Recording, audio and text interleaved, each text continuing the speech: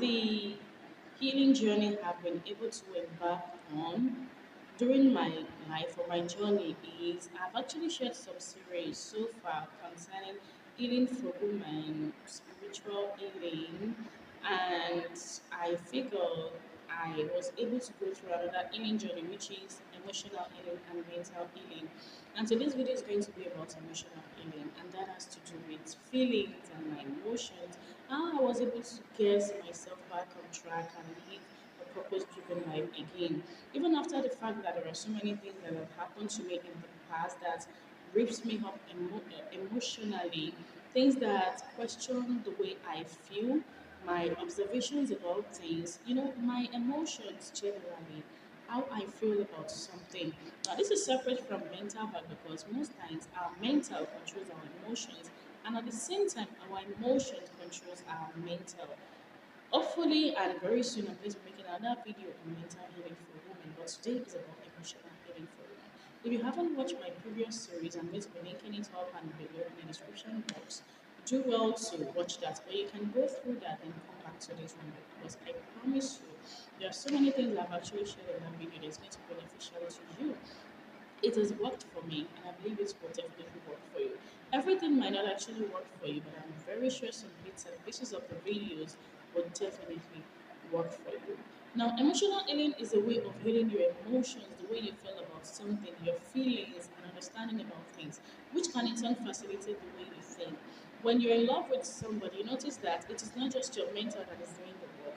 Your emotion is actually doing the work. And because your emotion is standing in the way, you might not be thinking, you might not be seeing, you might not be understanding that that thing is not good for you. And at the same time, emotion has to do with the way we react to situations. When you're happy about something, you realize that you're giving it much of your attention. But when you feel bad about something, you're going to give it less of your attention. And I figured that as women that have gone through divorce, just like myself and separation, I feel that most of my emotions were shattered, they were crumbled, and they were regressed as a result of what has happened to me. I could not put myself, excuse me, I could not put myself back on track for me to be able to put myself together. And at the same time, I realized that because I was having this emotional break, I was having this emotional disconnection, I was disconnected with myself because I was not actually feeling, I was not. And because I was not feeling, I'm not connected with myself. And because I was not connecting with myself, I'm not living with a particular purpose. I'm just living just like regular people. And because I'm living like regular people, my life does not have a meaning. That's the way it happens.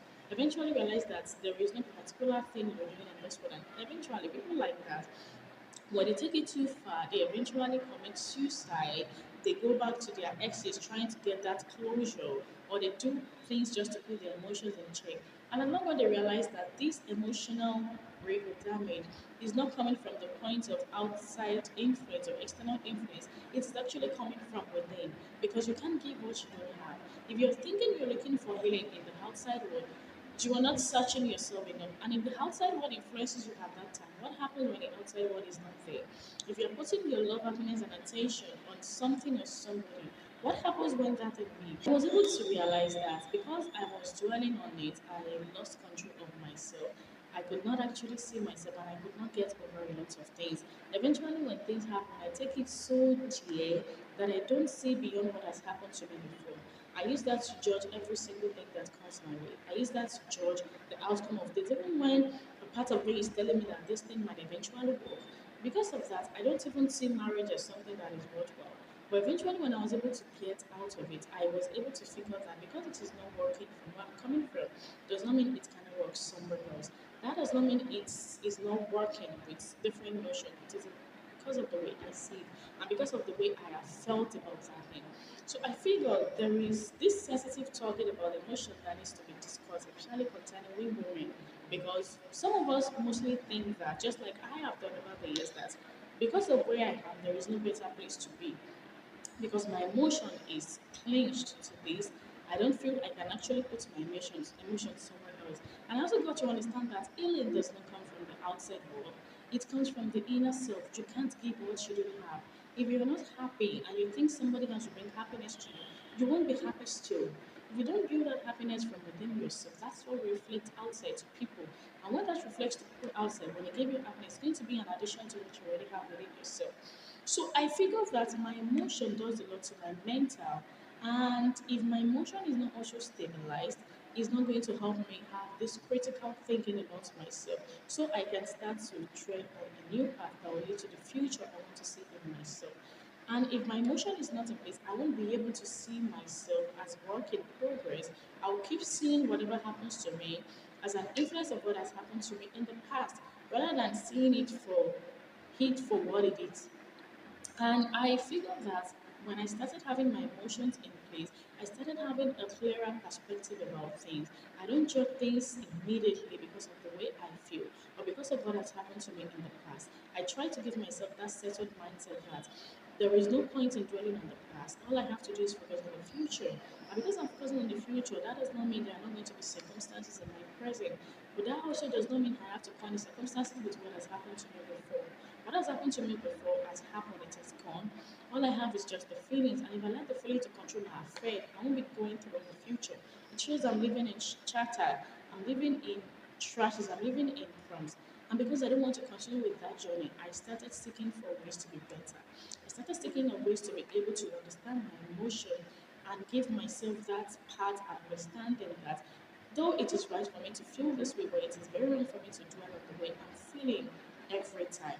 Surely the way you're feeling might just be a sign of spiritual guidance, just like I've mentioned in spiritual healing and how I was able to get my life on track by refraining from opposite gender. But I also realized that when you are feeling about something, spirituality might be connecting you to something that has to do with the universe. While at the same time, you don't have to dwell on that thought because that thought might not actually be true every time. So with this notion, I was able to come up with all this healing of for women, and I was able to bring it down into this emotional healing. And the first thing I realized is that when you want to heal emotionally, one thing you need to want for yourself is self-compassion and acceptance.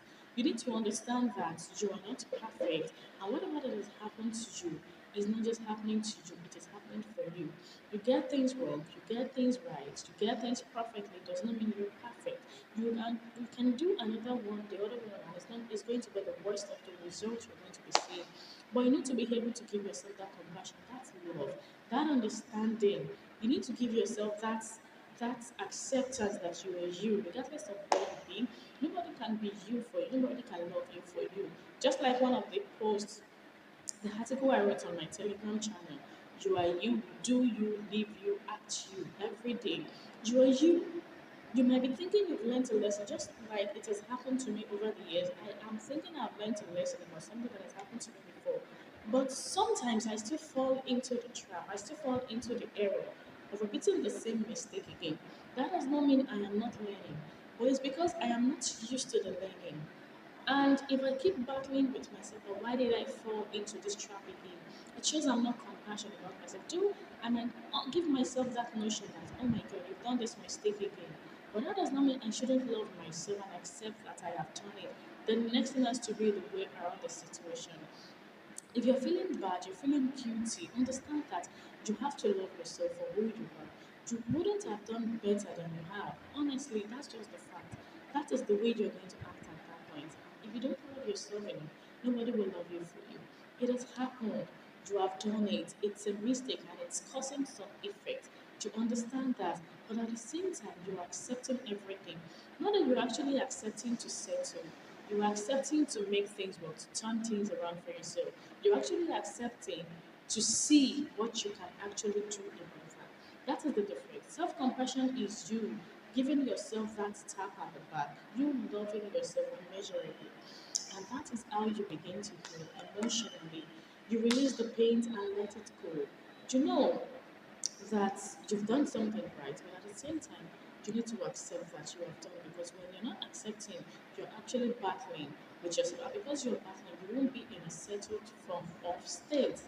I was able to realize that when you don't accept something, you won't be in a settled form of state. You're going to be disturbed, you're going to be pressurized, you're going to feel odd, you feel guilty. But what is that benefiting you with? You need to understand that. What benefits are you getting from that when you're feeling guilty? It shows you're not loving yourself enough. It shows you're not taking yourself seriously. When you take yourself seriously, you realize that you should be giving yourself baby girl lifestyle. Not because you don't have mistakes, not because you don't have errors, but because you're trying to give yourself the perfection out of your imperfection. Nobody is born to be perfect. We are all bound to make mistakes. At the point when I was really, really battling with myself, I was forcing myself that I already had two kids at the age of 20 plus. I was forcing myself that I could not have a settled life. I have a lot of work for me to do. I have a lot of debt. I'm hungry. I'm this. But you know, what I did was just to accept that, okay, this is my situation. Then what do I do? What do I have to do? If you don't accept, you're going to keep faulting yourself, and that's going to keep you blindfolded about the possible way out of your situation. So, how you can actually navigate, the first thing that should come to your mind is self compassion, and you accept yourself for who you are. Not because you're selfish, but because you accept that your work in progress and you can be improved on as long as you decide to improve on yourself. Not until somebody see you to improve on yourself, because you are seeing yourself as work that needs to be improved on. You're work in progress, so why don't you put in the work and continue the journey to see for yourself if you're actually going to keep living in the past or you will be living in the present. So, self compassion and acceptance is one of the things I have done that has actually given me emotional healing. And the next thing I was able to figure is that what is actually causing my pain? What is giving me so much hatred about myself? What is making me judgmental about myself? What is giving me that sleepless night? And I figure that it is because I don't see myself for who I am. It might be a different instance for yourself. It might be because you married the wrong guy, or because you had a kid that died. I'm so sorry, I don't wish that for anyone, but people are actually living in that situation, or because you got pregnant and you don't even know who the man is, or because you committed an abortion. It's a lot of story for different people. I'm sorry, I might not be able to touch every single thing, but I'm only trying to make mention based on what is coming in my head. But what was actually causing my own pain based on my experience was that I got married with a guy I don't actually wanted. I realized that he is not the person I would have actually wanted. And because I got married to him, I have kids with him as well. And this is not something that would go away. It is something that has come to stay. And eventually, after sacrificing a lot of my education, my career, my purpose because of the marriage, it did not work. And because I actually had to let all that go, because I want to be myself, is what is causing me pain. So, how do I define it? I was able to define it as truly, I don't have control over my life entirely, because the universe, or the God we call it as Muslim, Allah subhanahu wa ta'ala, has control over everything that will happen to human being. So because I don't have control over that, and whatever that has happened, truly I got married to him, I was not happy. But I've had kids with him. Okay? But the fact that I am able to say no, to get out of it, it shows that I still have an opportunity to do it again, to do things over. I may not be able to control everything. Obviously, I can't kill my kids. They are there, and I love them so much, and they do the same for me. I can't unwrite the fact that I have gotten married to him. So that's the definition. Because I can't actually control what has happened to me in the past, I can actually control what happened to me in the future if I'm willing to put in the work. And that is it. You need to face your fear. Tell yourself the fact. Call the spade a spade. You're angry, you're bitter, you can talk back. Yeah, you're stupid, it's very dumb, is this, is that. Though that might not be entirely the story, the notion about it, but for the fact that that's the way you're feeling, for you to be able to give yourself a definition. The definition is that I am a woman of purpose that has actually lived a life before, that is trying to build another life based on what has happened to her in the past. So I am a woman in prime.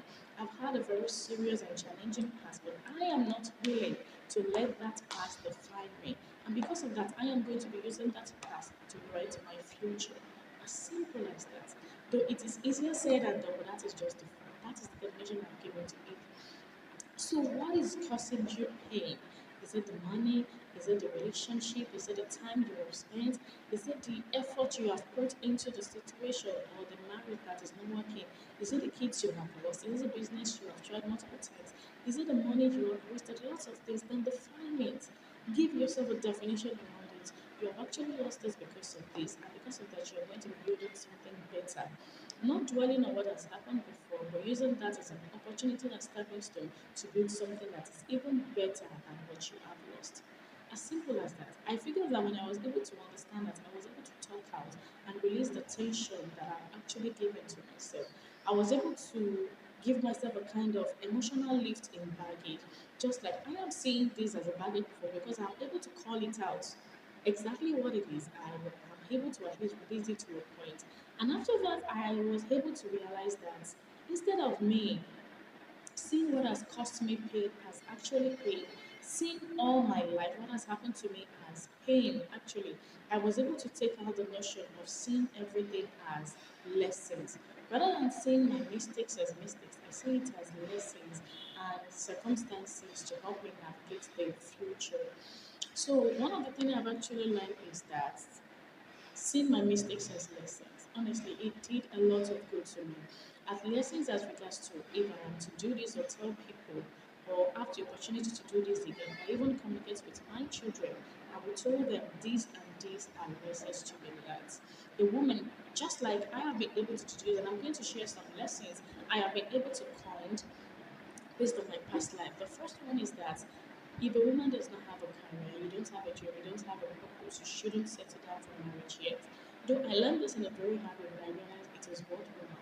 It is worthwhile because I will be able to tell other people out there, or even my children, whenever they're trying to fall into that error. So you realize that whatever that you're going through is not just happening because of you. It is happening for you so you can educate others or for you to learn from it so you can build your future on. So it's telling me that I'm not opportune to get married before, but it shows that even if I'm going to be getting married again, I should have a career.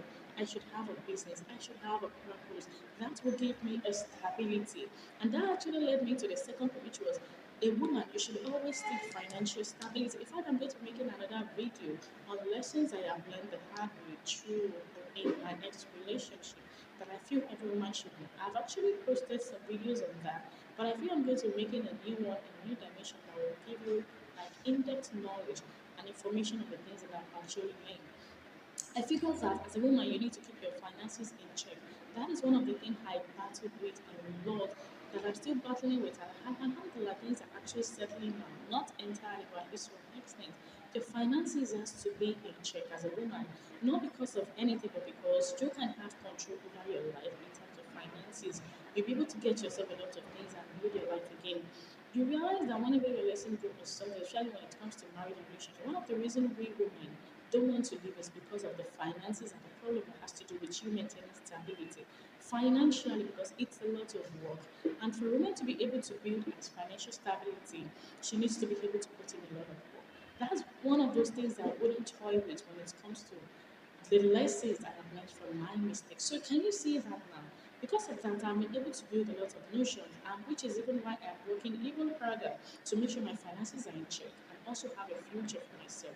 So most times, whenever you're facing difficulty, it's not just about the mistakes; it's about the lessons you're supposed to be getting from those mistakes. What I also learned after the fact that I have been able to understand what is causing the pain, I was able to also realize that whenever I'm feeling something or the kind of things I have felt in the past that have actually affected me that I call mistake that I'm saying we should try to see as a lesson.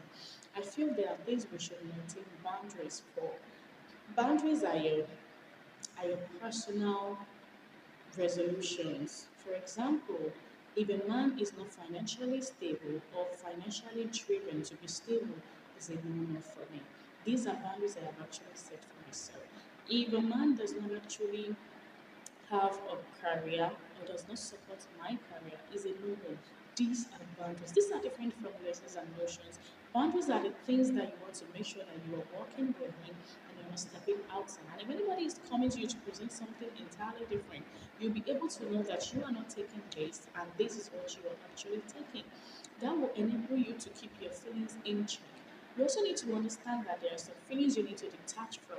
Seeing yourself as problem, as a stigma, people will call you names, just like I mentioned in lots of my videos on Heartbreak mindset. I'll link the video down below. So people will call you names, people will refer to you as a lot of things. But you need to understand that you have your feelings to keep and you're going to be keeping the boundaries of not letting the outside influence to pressurize you. So because that to heal emotionally, I started working on my feelings and started setting boundaries for myself. And when I set boundaries, I was able to detach from a lot of things. I'm able to say no to things that does not help me, to things that does not give me that stability and things that does not make me feel better. So I detached from them. And at the same time, I realized that during this journey, I was able to create a home within myself. I gave myself a relationship within myself. I created a goal. I created a vision for myself. I started giving myself the baby care attention. I improved on my lifestyle, and I started having a better relationship with myself, and which is starting from my creator. So I figured that when I was able to put all these things in place, I was having a lot of ease in my emotions. Not that I feel good about myself, because I feel better about the woman I'm becoming. So create a home within yourself. How do you want to see yourself? Do you want to wallow in yourself or wallow in others? Do you want to see yourself as work in progress? Have you tried to create a vision for yourself? Have you tried to give yourself a purpose? Have you tried to picture the kind of relationship you want to have with somebody? Your next relationship, what is going to look like? What is going to feel like? What are you going to correct? What are you going to work towards? What boundaries are you willing to set for yourself? That is you creating your home within yourself. Do you have that happiness? Will you be able to contain yourself? Have you released those tensions? Those are the things I call creating a home. When I started giving myself a purpose, a sense of belonging, not to somebody but to myself, I started building home around myself. I changed the color, I changed my location, the house I'm living. I did a lot of adjustment. My kids' school, my workplace, the kind of work I want to do, the kind of dress, the kind of clothing I put on, the kind of people I want to mingle and interact with. When I started putting all those things in place, I realized I am building a home within myself. Most time people look for retreats beyond the coast and endless space, but they're forgetting that the best place where they can find the retreat is within their self. You have to give yourself that home. That's very important. And with all these notions, I was able to heal my emotions. And at the same time, one of the things I also got to notice is consistency in learning. There is no way I can overemphasize on learning. I've talked about that. And being consistent. When you're treading on a path, you need to seek attention from people that know more. Not necessarily one-to-one attention. You can always go on YouTube, you listen to podcasts, you go on YouTube and search the topic that's related on how you're feeling. And you're going to be watching lots of videos just like this one about how you can heal emotionally. Whenever you stumble on one video, don't stop there. You watch the first one, the second one, and the next, and you should continue with that habit, because sometimes you're going to be checked about what is going on, and the emotions will come back sometimes. So these videos and this word is going to help you keep in check. As need me, sometimes I still run to the YouTube, I still run to reading some documents and files that I've downloaded on my phone, and even buy books. Not because I am getting weaker, but because my newfound growth is being questioned. And because I don't want it to be questioned in a manner that won't do well for me, I need to keep that back up. So because of that, I read, I listen, I watch what is beneficial to me and what has the tendency to help me heal my pain. And I believe after this journey, you won't be seeing your pain as mistakes again. You're going to be seeing them as stepping stone. And I do hope these levels I've shared here will have impact on you. Even if not everything about you, but at least some reasonable points and notions that will help you tackle some urgency about your situation. Don't forget, do not see your pain as mistakes, rather see them as lessons. And these lessons are going to be your stepping stone to your next future. If you haven't watched my other videos, I'm going to recommend you watch this one where I talked about spiritual healing, which is very important if you're the type of person that loves spirituality and the universe, how it controls our affairs as human beings, and how it can actually help you to heal. I think I shared a lot of notions that I will definitely make you want to. And if you like my video like this, don't forget to like, share, and subscribe. And also, you can join my Telegram channel that I post a lot of articles and wordings about how I've lived my life in the past and how I'm going through my inner journey. Until I see you in my next one.